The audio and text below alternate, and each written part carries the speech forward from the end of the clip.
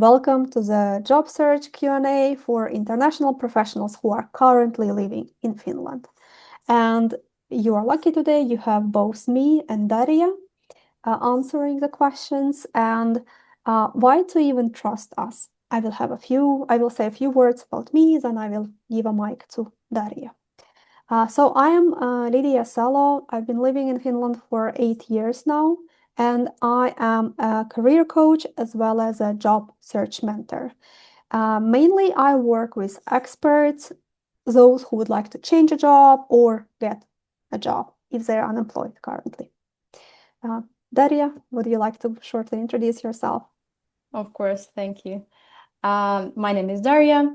I'm an international in Finland, and I've been living here for 3.5 years now.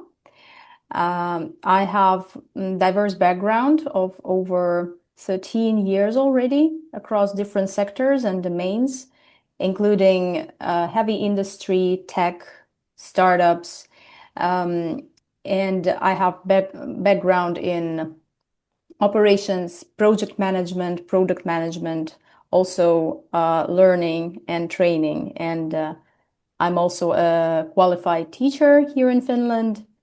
And I'm a job search mentor with Get Hired in Finland and the head of learning with Horizon. And probably I would add something on my human side. On the human side, I'm an animal person, especially a dog person and a horse person. And in my free time, I enjoy baking because it helps me relax and wind down. So yeah, this is briefly about myself. Happy to be here It, today. it was such a cool intro, Daria. I Thank you. needed to prepare as well. Yours was just amazing. Thank you so Good much. job. Yeah, basically that's it. All the time we took for ourselves. Please feel free to ask your question. Okay. So right now I can ask questions. Okay. Basically, actually, when actually I saw search on the LinkedIn, so that time because I'm the finance background. So there's when actually I was in my home country, so that time actually I had some experience on the banking sector and also taxation sector, basically in USA based taxation sector. So I worked on that and I done my internship in a financial modeling like a non-banking financial institute as well. I think this experience can help me to get the jobs, but unfortunately, still till now, I could not, when I can't manage anything at that moment, not a single internships. When I previous in the summer training program, when I was in the university, that time I applied for the summer training, but I did not get any single call. So it's difficult to actually sometimes like feel frustrating as well. It's like I have some qualifications, but still I understand like that I have some lack of the barriers like a language skills. I don't get that so much. So that's why. So how can actually I get it? And most importantly, but like when I was in the university, that time actually could I right now actually I realize I cannot connect a lot of people. It's actually best time to connect the people in the university time. But unfortunately, as internationals, it has a lot of problems. So that's actually I could not manage it. So right now, actually, I'm facing a lot of problem to get the job as well. So how can actually I get out this at that moment? And it is so much necessary to learn the language. Basically, I work on the data like financial modeling, forecasting, those kind of stuff. So, but when actually I go to the circular, most of the time actually I saw that it's like a oral and also the verbal. They actually prefer both Finnish language. So I don't know if I learn the Finnish language, it is possible to get the job or not. So it also creates some dilemma on my mind as well because of the current situation of the Finland. It's totally terrible because of the I saw this unemployment rate around like a 10 point something like this, and the highest unemployment rate as well. So make me some dilemma on my mind. So at that moment, what can I do? Mhm. Could I clarify a little bit? Could you Okay. please form a question in one sentence? Okay. So actually, initial stage, actually, I actually say my whole of the background and also my what is the current scenario at that moment in my life. So I try to understand if I learn the Finnish language, so is that possible to get the job? And it is mandatory or not? I try to understand, because in the financial sector, most of the actually work with the data. So is that necessary or that's the main question. And second question, I saw a lot of circulars. Most of the time they actually prefer for the verbal and oral or maybe written. So is that possible? So like within 5 to 6 months, like you have to speak fluently Finnish in verbal and also the written as well. So that's how my question is. And my third question is like, when it's my university, that time actually I did not connect with a lot of people that can actually connect the industrial people that might be help me to get the job, like or any internship. But right now, how can actually I try to connect with people, because at that moment actually I'm graduated, so it's quite difficult to actually introduce the industrial people at that moment. So how can actually I do that? That's it. Mm-hmm. Thank you a lot. Yes. Daria, would you like to start with the language part? Yes, it's a very good question. Thank you for that. Um, if um, if I'm replying to you very briefly, um, I would say that yes, Finnish language is required mostly in financial sector. Financial sector in Finland is quite hierarchical, and based on this, it's the structures within the financial sector might be more rigid than in different sectors. So I would say that Finnish language might be a prerequisite for most of the jobs in financial sector in Finland. If I understood your question correctly, would it help you get a job in Yes. your domain if you master Finnish language?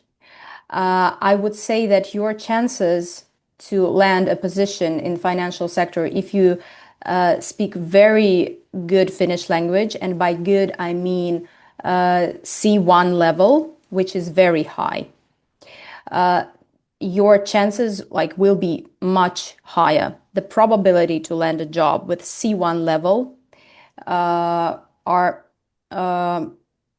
there are chances, I would say that. With language skills lower than C1, it might be very difficult and challenging. I don't want to discourage you, but I also want to be honest and straightforward with you. It would be, I think, near to impossible to get a job in in financial sector if your language skills are B2 or lower. Okay. So this would be my 2 cents here, and I would maybe start not with big organizations, because when we think about financial sector, we think first banks, and banks are highly bureaucratical, and hiring processes there are they contain a lot of steps, and they have a lot of filters, including language filter, especially if you work with data analysis. So maybe I would start thinking about finding opportunities across startup sector. Okay. Yeah, this is how I view this. Lidiia, maybe you could add something from your experience. Yeah, definitely. You were so honest, Daria. C1 level. And when the question was asked this way, is it possible to get to that level in 5 months? It gave me goosebumps because I remember my own language learning journey, and it felt like maybe Daria can manage to get to the fluency, but C1 level, like I do not know. Feels like it might take much more time. And what you have mentioned is true. Well, who is hiring? Nordea is hiring in the financial market in Finland, and they get hundreds and hundreds and hundreds of applications. And it is not an easy market. So your answer of trying to look outside of this kind of big crowd is very valid indeed. And the final part of the question was about networking and how to do that. And at the same time, I see a question here. Does networking really help in getting a job in Finland? And what is the best way to do it, for example, on LinkedIn? So I feel like both these questions somehow are related. So if we try to cover networking as a whole, is it okay for the one who just asked the question? So there's a third and then a fourth question, the fourth one being from my side, and they're all networking related. And I think they can be answered in like maybe one answer to cover all, if you can have a look. I have a follow-up on the two networking related questions above. Maybe there can be one more extensive answer for all. I know that one option for networking is to attend career fairs and job meetups, but I live in Lapland and there are none here, just me and the reindeer and Santa. So how would one approach networking remotely? Yeah, many questions on networking. Of course, it's one of my favorite topics, but also, Daria, if you would like to start, please go on. Yes, I'm a huge fan of face-to-face networking because I truly believe that networking is about people and about human connection. And we tend to build more trusted relationship with those who we meet in person. However, LinkedIn is also a powerful tool here in the Finnish landscape. Just to give you some idea, according to September 2025 statistics, there were 2.3 million LinkedIn users in Finland. And you know perfectly well that there are only 5.5 million people living in Finland. So 41% of the whole population of Finland is on LinkedIn. And whole population, you know that they're also infants, babies, senior people. So you can imagine that all working population is there. So it is a perfect platform for you. Luckily, we have that here in Finland. It's a perfect platform for you to use to connect with people in your domain. There are different approaches, and I would say that you need to start posting on LinkedIn, as simple and as trivial as it sounds. I would suggest posting content about yourself, about your professional self, and about your personal traits that are related to your professional self as well. There are a lot of opportunities to start volunteering online, building something online, learning online, and you can start telling your network about it and reach out to relevant people over LinkedIn. And you could really spark interest in some of your connections that you are interested in professionally with the content that you are posting. Because if there's nothing about you on LinkedIn and there's no way to learn more about you as a human and as a professional from your social media, which is LinkedIn primarily, there's no way for others to get to know you and to even look into the idea of connecting with you and talking to you about something that would be relevant to them. So this is kind of in very general terms, my answer about networking, if we talk about networking on LinkedIn. And sorry, there's a question from Julia, which is also very interesting. Is it common to connect directly on LinkedIn with managers or people that work in the companies that I'm targeting in my job search? Or do you recommend to just send applications through the usual channels? And I would add to that, how common is it to actually, because in a lot of job postings, there's contact people and they have phone numbers and availability times. How common is it to call those people and what should you say or ask?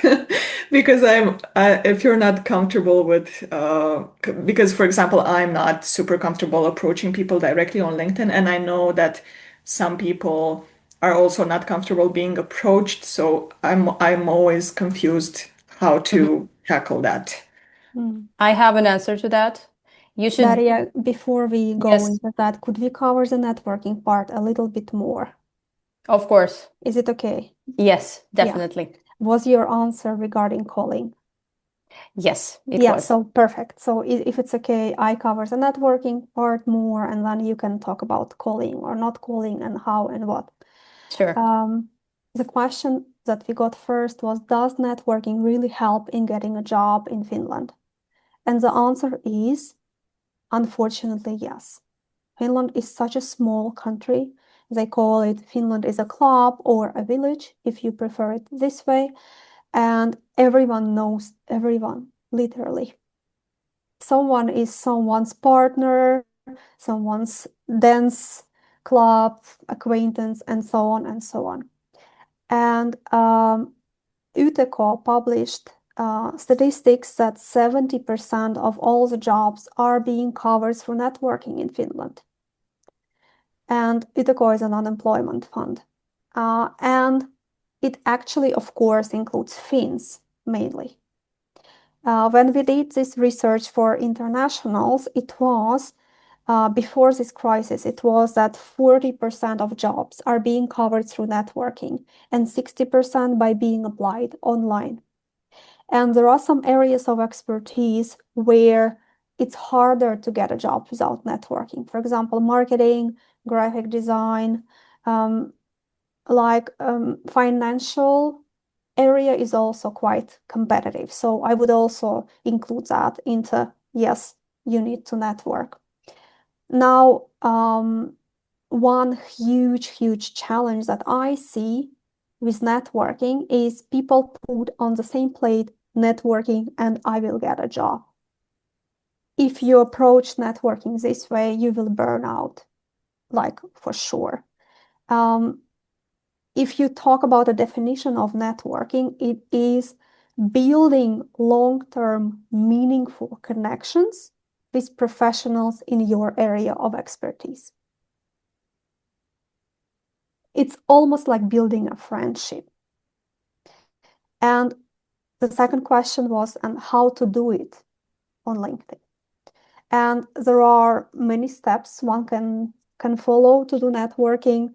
Even Daria recently wrote a post about going to events of a community and just like going to the same place again and again and again. And after a while, you start recognizing people and people start trusting you.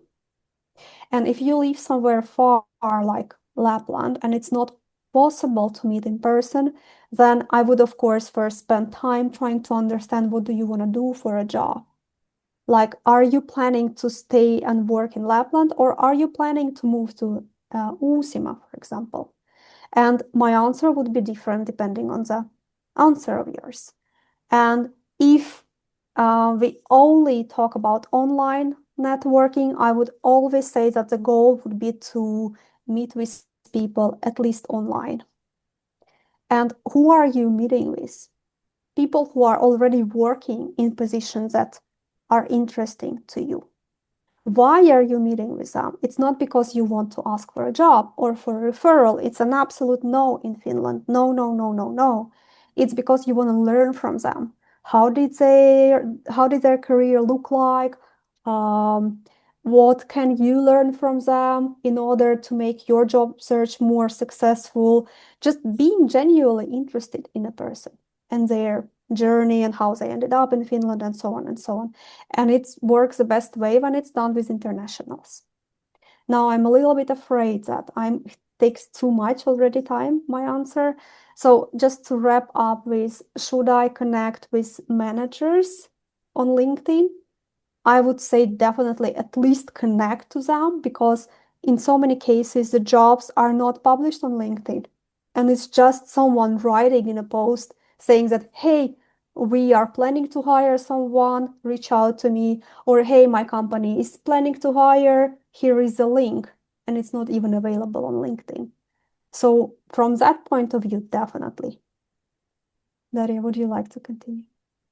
Yes, I would like just to second you here on the part that networking is often narrowed down to job search and asking for jobs, which doesn't work if you're new to Finland and no one knows you. Because imagine you are in a position of a decision maker, someone approaches you and asks for something valuable that you have. Would you give it to a stranger? No. So networking is a long run. Literally, it's a marathon. You need to accept it. You need to be prepared for that. And the earlier you start, the better. Because the earlier you start, the earlier there will emerge connections that will gradually, over months, maybe years, transform into a reliable, trusted connection that you could later on reach out in case of question, need for support, and so on. And answering another question about reaching out to hiring managers over phone, over email, and so on. Believe me, I'm an introvert. I feel you so much here.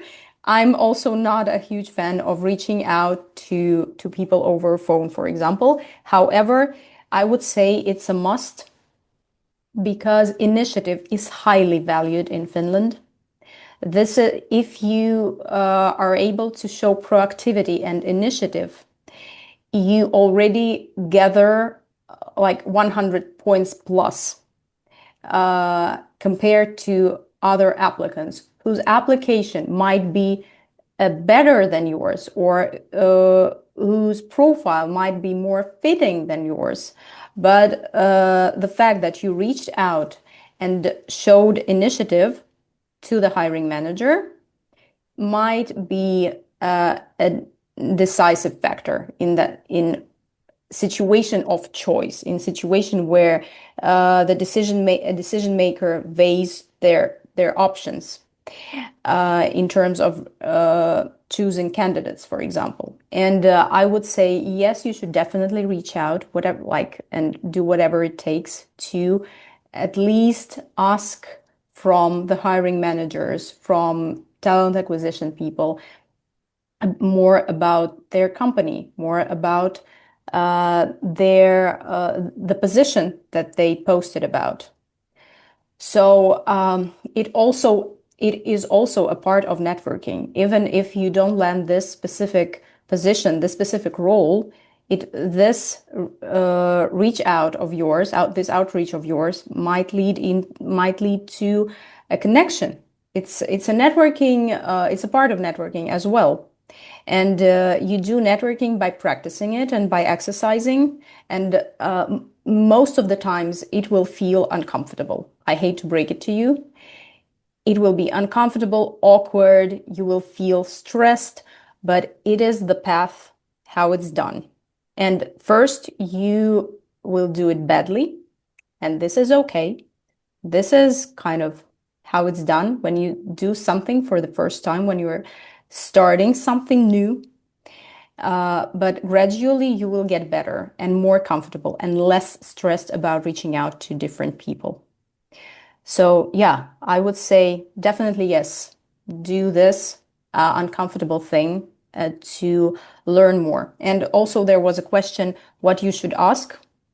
One of the one of the smart questions to ask would be, what's the expectation in this role for like in the first 1 to 3 months? How would you say, what would you say success would look like in 1 month after I join this team of yours and after I start working in this role? What's the expectation? Do you know how you will measure if I'm succeeding or not? This is one of the smart questions that you could ask from a hiring manager.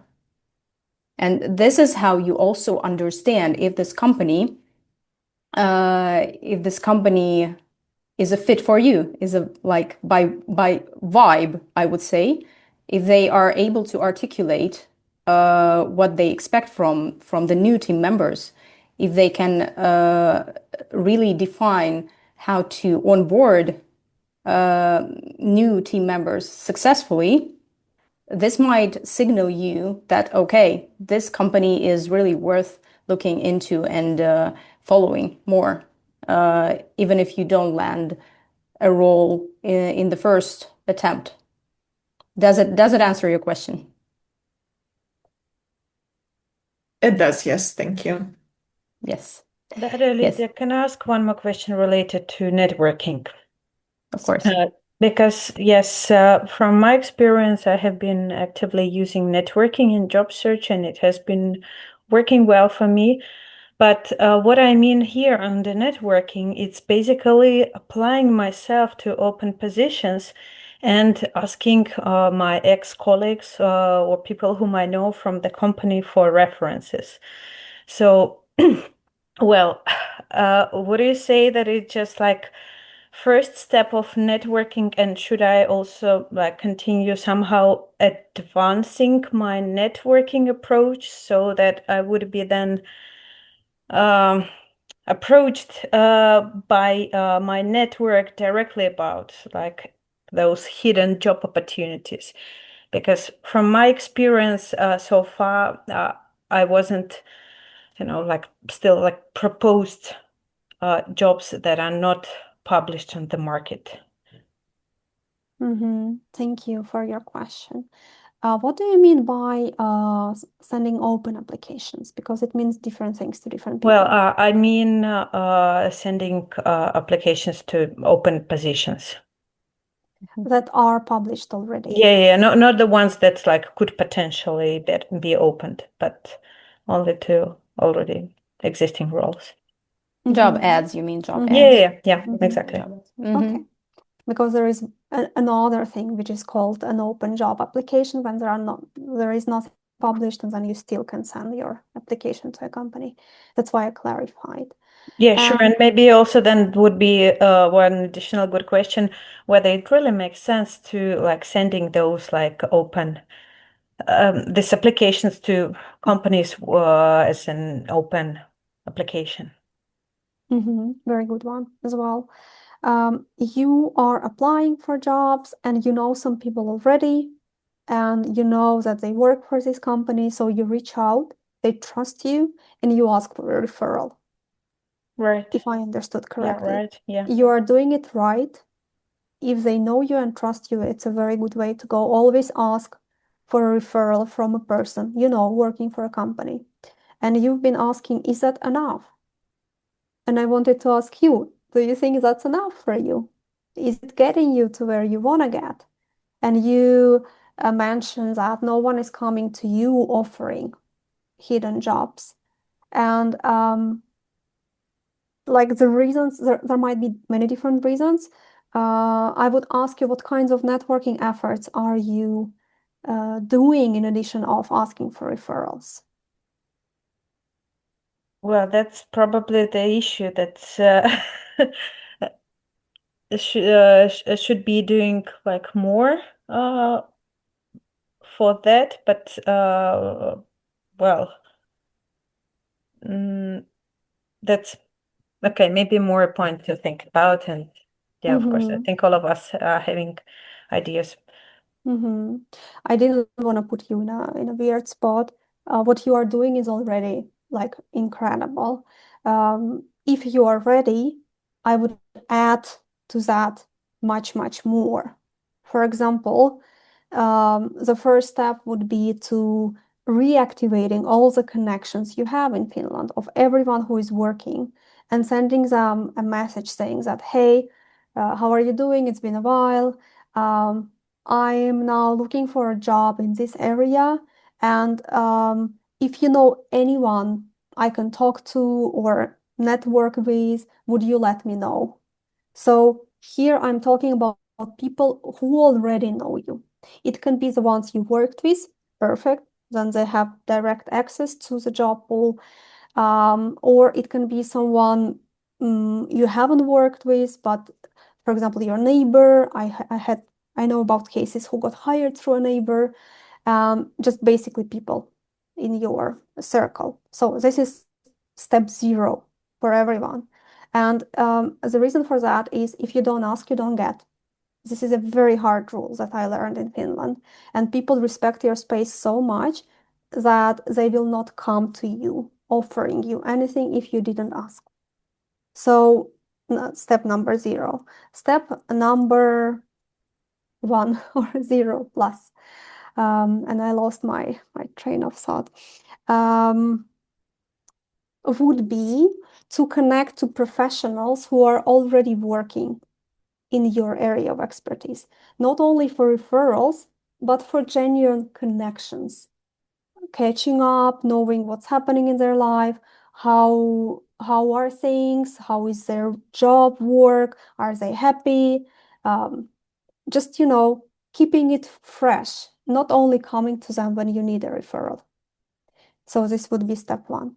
And step 2 would be to check your LinkedIn and see, are there people from your area of expertise with whom you're connected but never talked?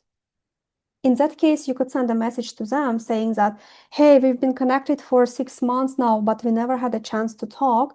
My name is, and I'm this and that. And would you like to catch up one day? Would you like to meet for a short meeting and share expertise?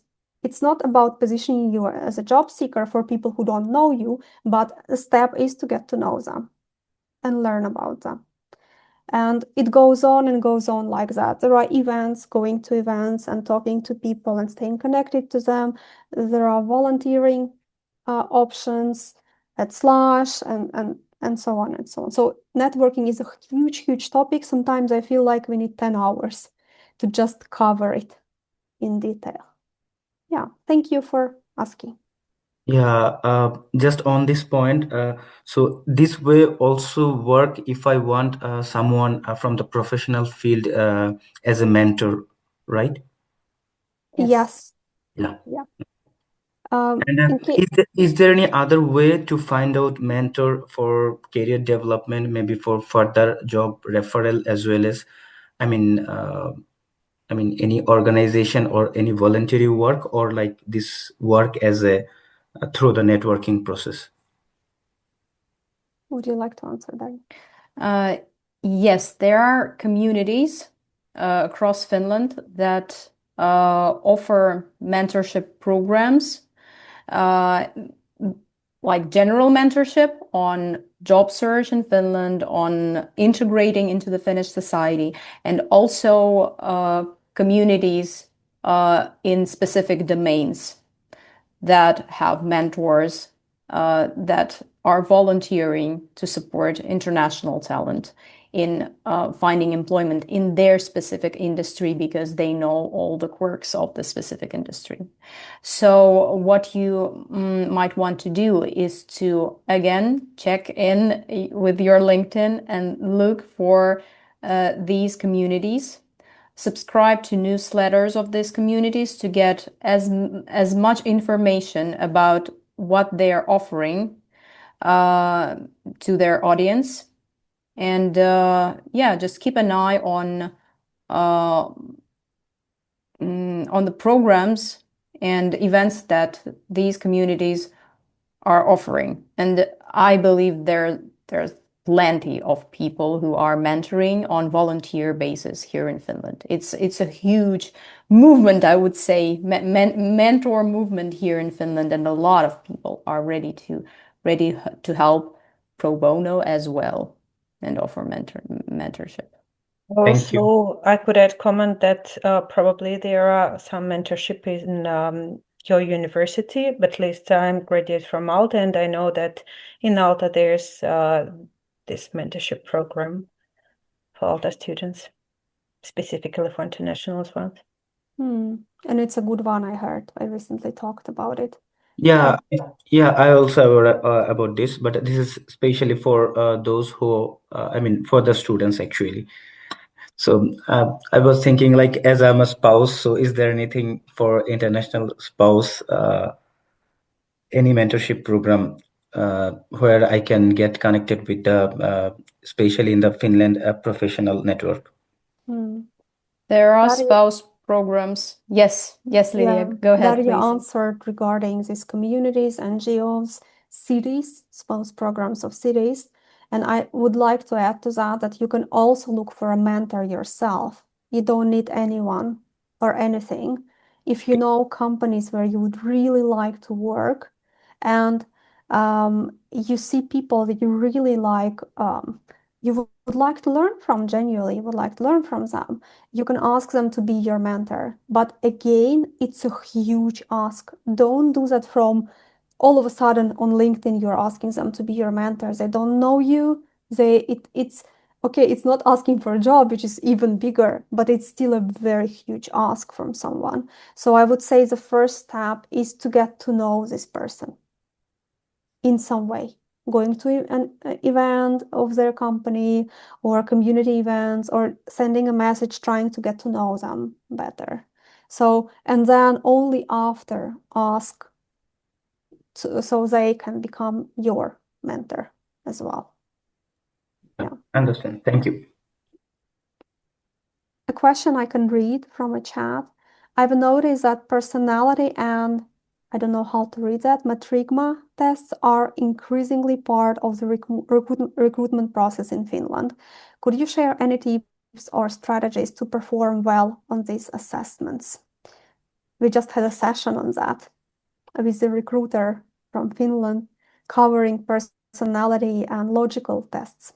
So if you have time, go to Get Hired in Finland website, click on podcast or YouTube and find it's even headlined like that. So you will learn everything about those tests and how to prepare for those.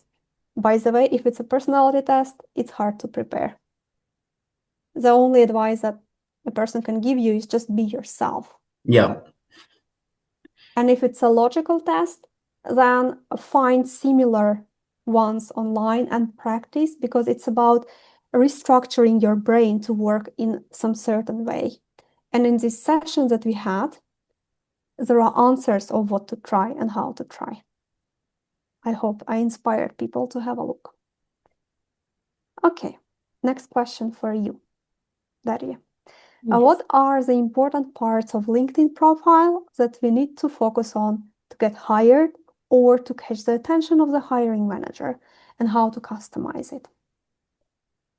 Big question and good one. I would say that there are certain parts of your LinkedIn profile that are search sensitive, for example. For example, your header, the line or lines that appear right under your name when you look into your LinkedIn profile. Also, your about section is also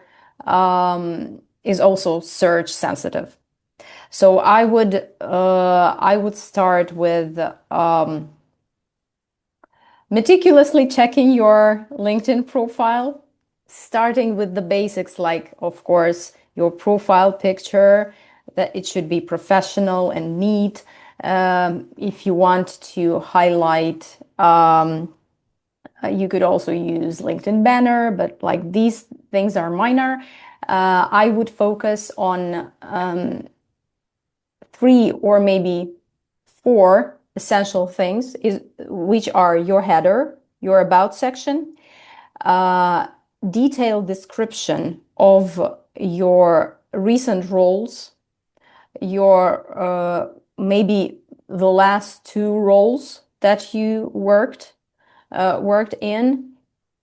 And the last but not least, I would also talk about your profile web link.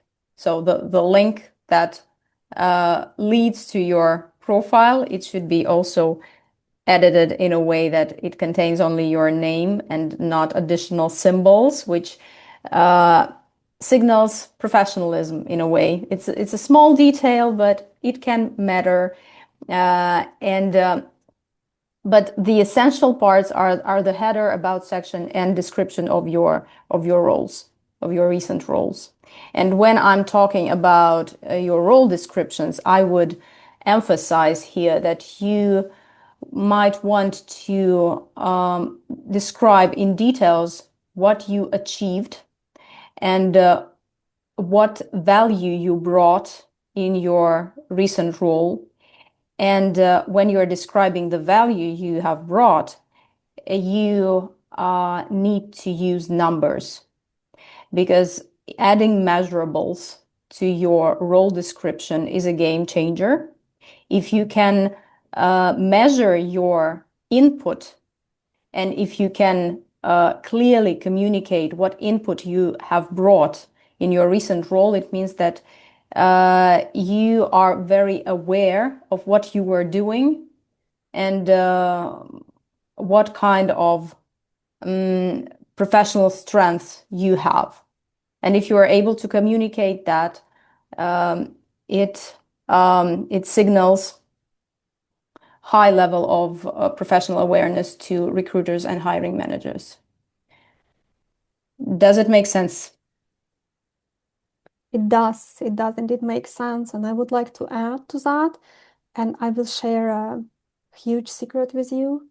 And I'll talk about recruiters now. Recruiters do check your LinkedIn. And they also check your LinkedIn activity.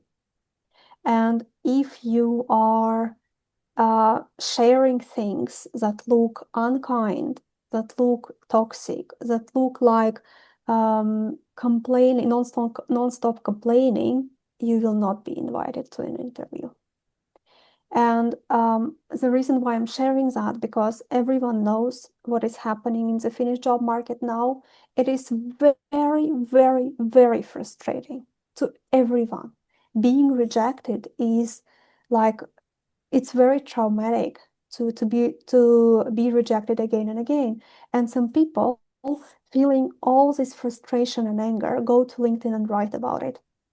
And my heart says, oh, I feel you, but my brain says, this is not something to post on LinkedIn. Just a small reminder for everyone.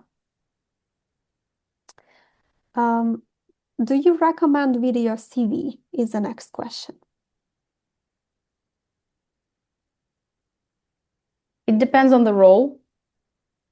And if you are asked to optionally send a video CV, if it's an optional thing to add to your application, I would consider it as non-optional, like a must do. It really depends on the hiring manager. I cannot tell if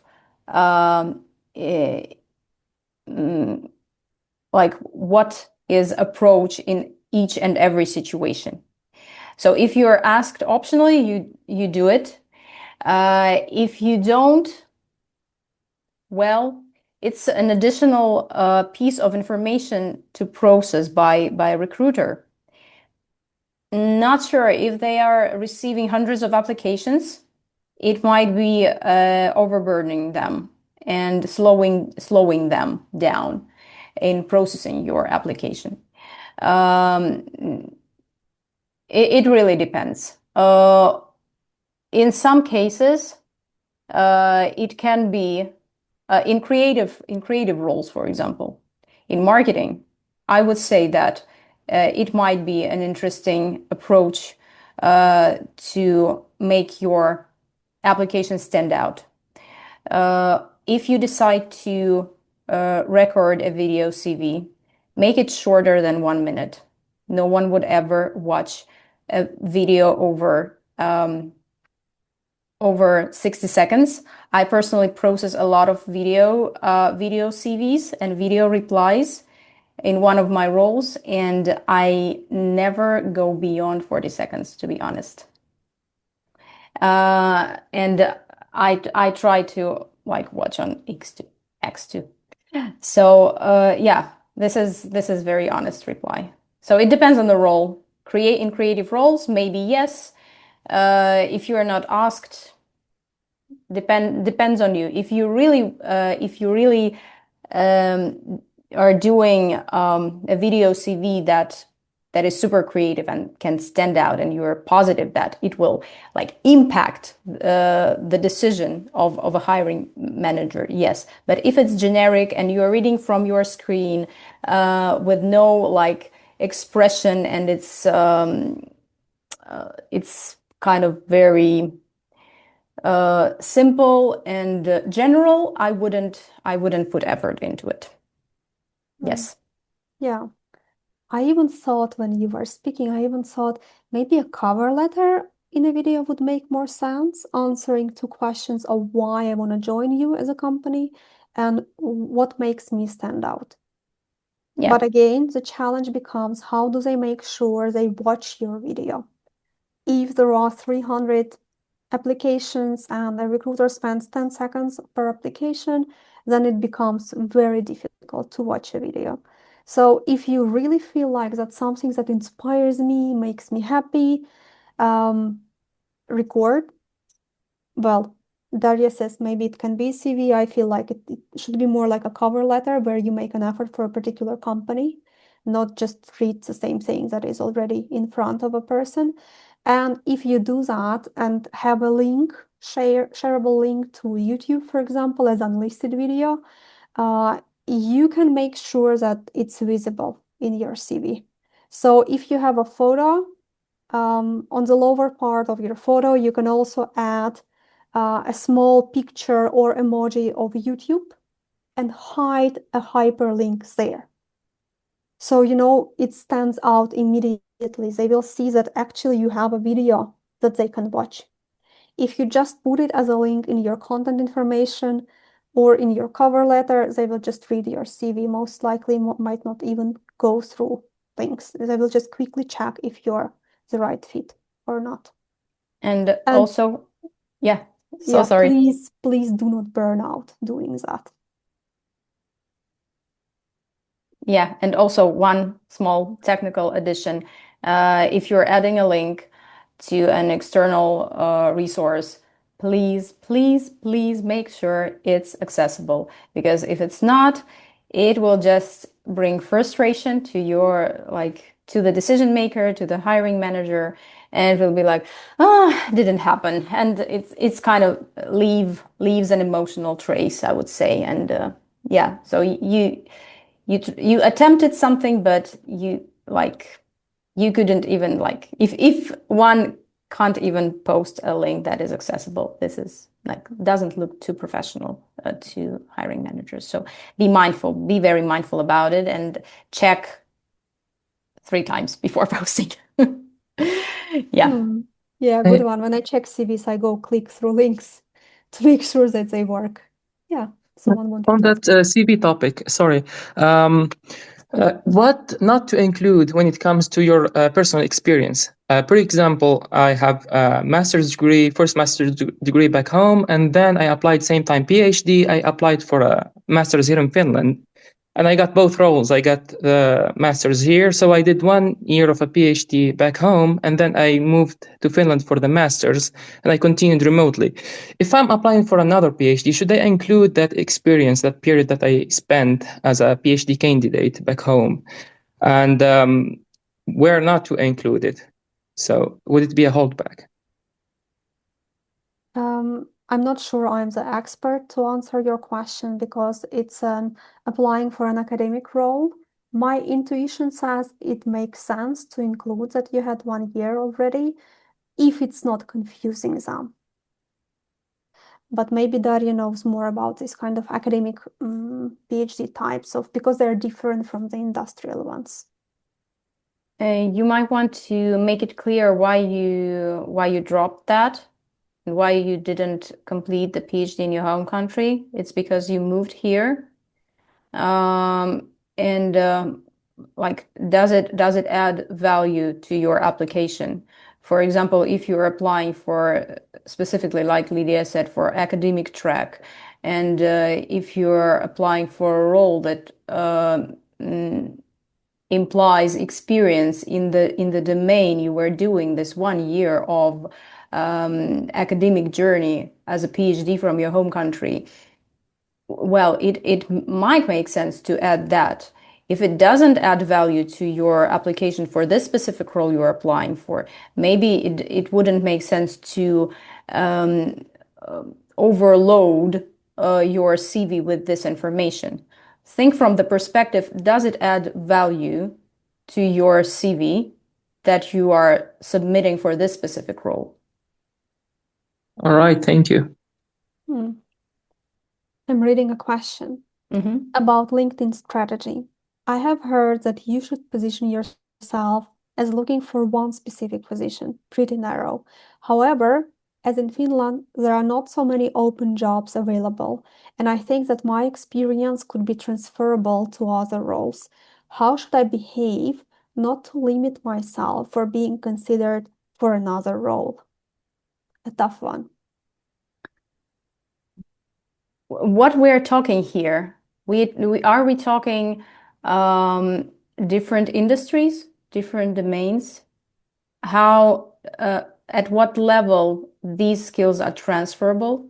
I would say that generalists in Finland are valued, especially based on the historical background of the country, because the population has been always scarce in Finland, and everyone should have been a jack of all trades, because teams are small, and you might want to wear many hats in a company,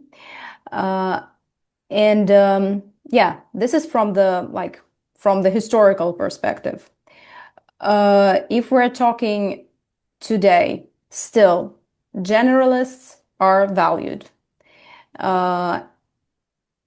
But my question remains, how different are the roles that we are talking here?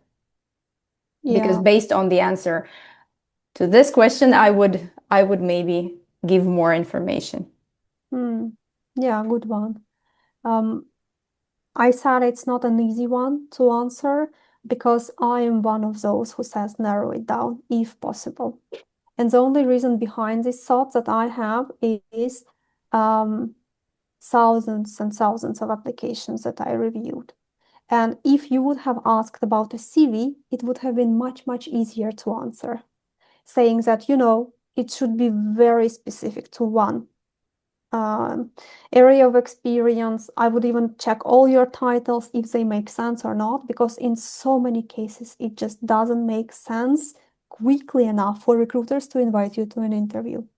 But when we talk about a LinkedIn profile, there is a difference because a LinkedIn profile includes more information and a broader perspective on your previous working experience. So in that case, like Daria said, I would check how far are those roles. So if, for example, you worked both in sales and marketing, and maybe third area is customer roles, then it is possible to combine these three on LinkedIn.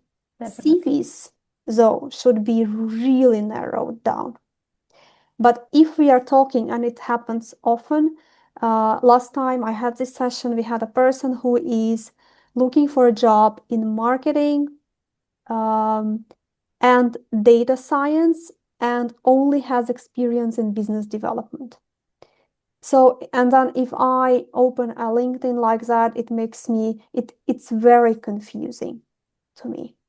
If somehow my first impulse is to say, could you choose one, because they're so different, data science and, let's say, sales or business development or even marketing, and then focus more on this one area. Because if you have studied data science in Finland, but all your previous experience is in sales, and you apply for data science roles, and I open your LinkedIn, and the first header that I read is marketing professional, sales, and data engineer, then I'm like, who are you? And if I cannot figure that out clearly, it will be a little bit more challenging for you to get interviews.